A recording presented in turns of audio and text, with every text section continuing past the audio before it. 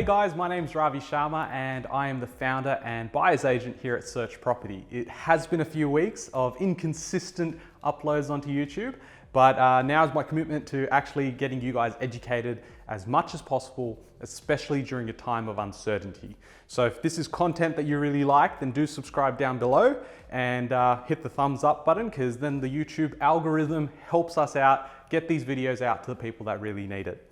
Today's video is very important, and it's a question I get often asked, which is, do I invest for cash flow or do I invest for capital growth? Now, in this discussion, everything is in general in nature. If you do require a tailored service to create an investment strategy based on your goals, then definitely do hit the link in the description below and we can book in a time to have a chat. But today's video, capital growth versus cash flow. So, cash flow versus capital growth. Now, when we're looking at these two concepts, they're really tactics when you're looking at each property, but every property has to serve a purpose in achieving your longer term goals. So that's what we do as part of our strategy, is to really create a roadmap for how do we get from point A through to point B. Now, with cash flow, what I consider to be cash flow properties is anything that's really positive cash flow properties. Usually anything from 6, 7, 8, 9% rental yields, and they usually will cover all of your expenses. So when we're looking at cash flow, we're looking at covering expenses. We're also looking at probably a yield of 6 to 9% yield. And we're not too concerned with the capital growth we're going to get in these areas. Now, this probably leads you to something, sort of thinking, well, everyone's on about capital growth and that's how you make money through real estate. And it's true. You need a combination of both cash flow and capital growth properties. So it's really difficult to find properties that will produce both. They're called unicorn properties, right? Where you're really getting the capital growth of, 6, 7, 8%, and you're also getting a cash flow positive, giving you money about $200 a week. They're really rare to find. They are possible to find, but we have a research team here working full time trying to find these sort of properties. And we understand as well that during a pandemic, listings are low, you're not getting as many opportunities out there, and that's why it's even more important to really align yourself with a professional who's done this before and continues to do it. So with me, it's very important that we're looking at an investment strategy, a portfolio as a whole. When we're looking at individual properties, sure, we look at the numbers of, yield and what's the capital growth expected or what's been happening in the area. But when we need to look at your investment strategy, we need to take a step back. And this is where people get sort of too caught up when they're going, well, we just want capital growth. And that's where we're getting, 6% capital growth every year, right? This is where we want annualized growth, and this is where the money's really going to be made. So if you're purchasing, say, something for about $300,000, right?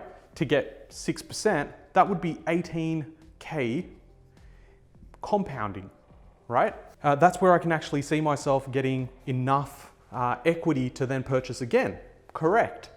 But how many properties like this could you actually hold? So if you're negatively geared, and generally when you're looking at blue chip areas, or when I see other advisors or strategists and they talk about blue chip properties and these are the properties that'll definitely grow, there's a little bit of truth to that, but they're really basing it on, sort of an annualized figure over 15, 20 years, and they've performed well. Unfortunately, the rents don't keep up with how much growth is actually happening in the price. So what you'll often find is you could probably hold like 3 of these properties, and then you're maxed out. The banks won't give you any money, and not only that, but you're actually having to put in $200-300 for each property. So imagine now you're earning, $2,000 as a couple for the week. You've got all your expenses like living expenses, rent, groceries, and then on top of that, you've got to now fund these properties. Whereas when you're looking at cash flow, you've probably got the opposite, where you've got unlimited sort of income, And that's what's going to allow you to sort of significantly accelerate how quickly you grow that property portfolio. It's generally expected that these cash flow properties don't actually perform that well over a long-term period. You know, if you're getting only a 1 or 2% growth, is it really worth the extra cash flow? And that's where I introduced you the concept of dual property investments. And this is what we look at, where we're almost aligning a cash flow property for every capital growth property you buy. And so the cash flow that you require to fund this portfolio, you're getting from the cash flow. And so that's why it's never as black and white or easy to just go, oh, I'm just going to invest for capital growth, or I'm going to invest for just cash flow. There are a few different stages in your strategy where you'd look for one over the other. And I'm going to break down a few of those scenarios. When we're looking at, investors that, or the guys that are coming really to talk to me, the clients that want to sign up and, get the help, it's usually young Australians aged from about 22 to 34, 35, sometimes a little bit older if they're, new to the investing journey. But they're really looking at, stage one. Okay. In stage one, I try and go, look, it's the most boring stage. And this is where nothing is really that exciting when you're looking at numbers, but they are the most essential in creating a foundation for yourself. So when we're looking at this part of the strategy, we're looking at your recession-proof, affordable properties that has the ability to attract tenants throughout the year, and what I call recession-proof. So during a pandemic, and unofficially recession right now, the tenants are still there and it's in huge demand. We've got, in suburbs the vacancy rates are so low. So this is where you're looking at foundation properties, right? So foundation properties. Now, what does that look like? So we're trying to achieve for our clients, we're trying to get rental yields of 6%, right? So we're not really going, oh, we want to buy 5 of these and then we've got $100 each week from each property. We're not looking to retire in the next 2 years. We're looking at building a foundation so that passively those things are growing in the background. So they're providing 6% yield, which covers our expenses. Then we're looking at, in terms of capital growth, we're looking at areas that are giving us a 4% growth. Now this is as close possible that you'll look at going, what's the unicorn property? If you've got a property that's growing at 4% per year and is covering all your expenses, you're really investing in a long-term strategy hold where you're not having to put in extra money from your pocket. And if you're young, you don't want to do that. You want to be able to sleep well at night. You want to be able to go, you know what, if I want to travel, I've got the money that I've saved away. You want these properties to also have the growth in the background, right? And where the real advantage is with these sort of properties is, one, it's hard to find. So they're very unique. They're high in demand when they become available. And that's why you need that professional sort of help, because we're in there not only just buying these, but we're buying them under market value. So imagine getting into a property like this where you've got instant equity of, $10, $15, $20,000 ready to get you into your next property within 6 to 12 months, right? That's sort of the idea when you're going into the foundation sort of stuff. People, look at these properties and go, oh, like, who's going to live in a $220,000 property? Or, who's going to live in this $300K property in this regional center? There is demand for it. And that's where we need to really, understand that we're not the target market for that sort of property. So when you're in this sort of stage, it's very mundane, very boring. You're looking at just sort of, your cookie cutter sort of properties. They're hard to find, but when you find them, you sort of just want to lock them away and they sit there and do their magic over time. So with this sort of strategy, you're looking at, okay, maybe it's going to take me 1 to 3 years to build up these foundation properties. So maybe it's 3, maybe it's 5, maybe it's 6, depending on your strategy. Then we're looking at, sort of stage 2. And we're looking at, okay, how do we now accelerate this?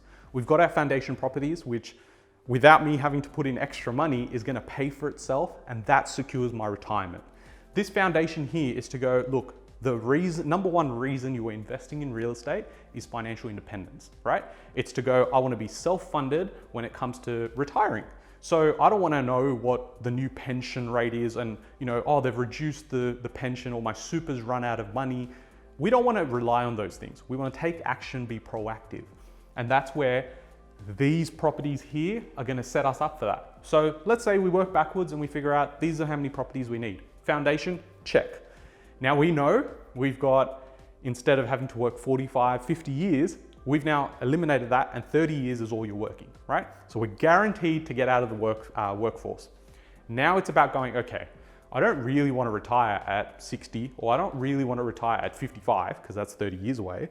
I want to retire in 15 years, or I want to retire in 20 years. So now we're going to try and accelerate this.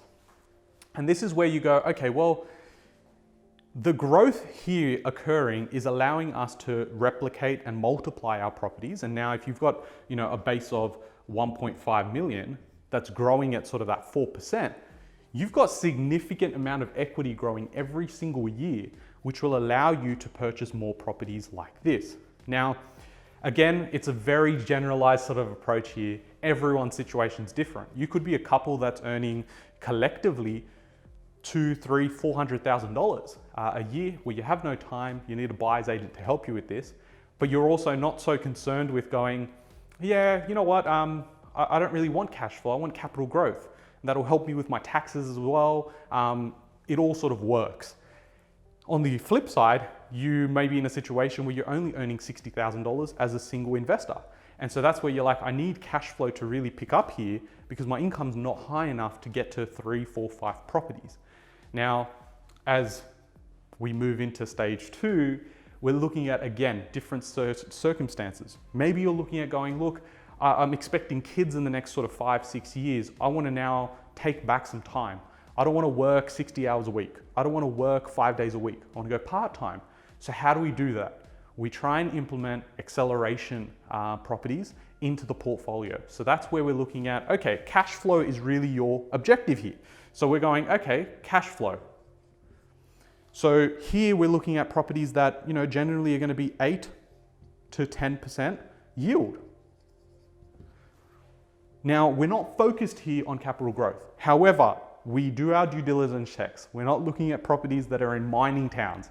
We're looking at regional centers. We're still looking at good locations, but perhaps they don't have the real growth drivers of population. They don't have the growth drivers to really ramp up sort of that capital growth number, but we're still looking at keeping in line with inflation. Now, if you're getting 8, 9, 10% return, you're probably generating about $200 up to $400 positive cash flow a week, right? Now, the idea here is to go and use this money to then pay off these properties, or you may actually have a home already. You may have a home loan where you're living in this principal place of residence and you're going, look, I don't want to pay this off for the next 30 years. I really want to, pay down the loan really quickly. So what you do is you go, okay, cool. So I'm going to attach 3 of these properties, and the extra cash flow is going to go and pump into the debt that I have here. It's all about debt reduction, having a strategy for your retirement, and it becomes very complex when you're doing this on your own. If you don't have a plan, you will fail. Real estate is something that is very easy to understand, but is very hard to execute well. And that's why a majority of investors will never get past 2 or 3 investment properties, and hence why they end up having to still work the 30 years and have, 2 or 3 properties that are paid off possibly, but they really haven't taken advantage of the lifestyle component, the choice that you get by actually acquiring properties early. So we're going, okay, so cash flow is one play, and although I call it stage 1 and stage 2, this could flip around depending on where you're at currently in your financial situation. Stage 3 is pretty much going, okay, well, we want to reduce the debt, right?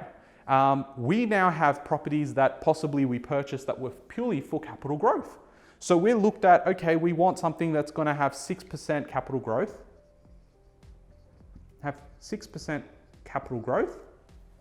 and these have just been continuing to increase in value. So if you purchased a property, say for $500,000, at 6%, that's been growing at 30K compounding every single year. Now, after 10 years, you've probably got, you know, close to $350,000 to $400,000 in equity. That property that you purchased for 500 is probably worth 900 now, right? And perhaps you've paid down the debt on there as well as an interest plus principal payment. So what you could look at doing is going, okay, well, I'm going to sell these. I'm going to sell, right? And I'm going to sell that. The money that I get from there is going to reduce my debt. Now, there's so many ways you can go about this. And the issue with that is that because there's so many options, you're going to get confused. And if you don't have that sort of strategic plan, you may go off that roadmap because you find a property that actually works really well for cash flow. But is that what you really need at that point? And that's why having that help is really going to help you get pointed in the right direction. It's free. Book a strategy session down below.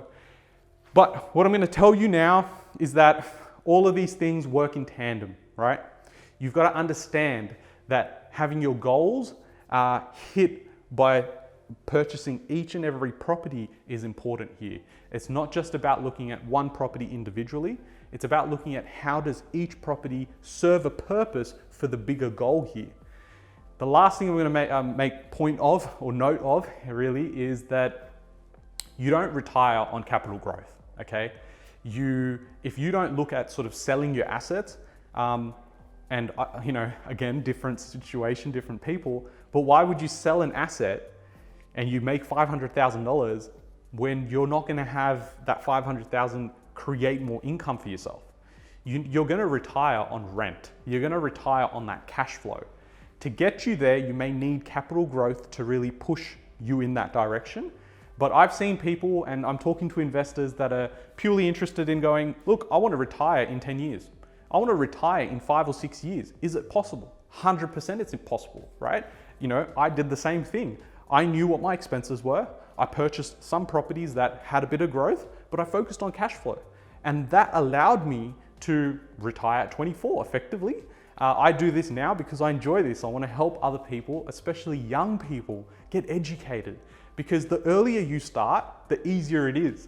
And what people don't realize is what's actually possible over the, 10, 15, 20 years if you're really looking at this as a proper strategy. So I'm here to help. Hopefully these videos help educate you, and I try and simplify it, although I can't really help that my handwriting's not great, but I am improving. So guys, if you like this sort of content, again, subscribe down below. You can find all my socials, Facebook, Instagram, and whatnot, and I'll catch you guys in the next video. Thanks, guys.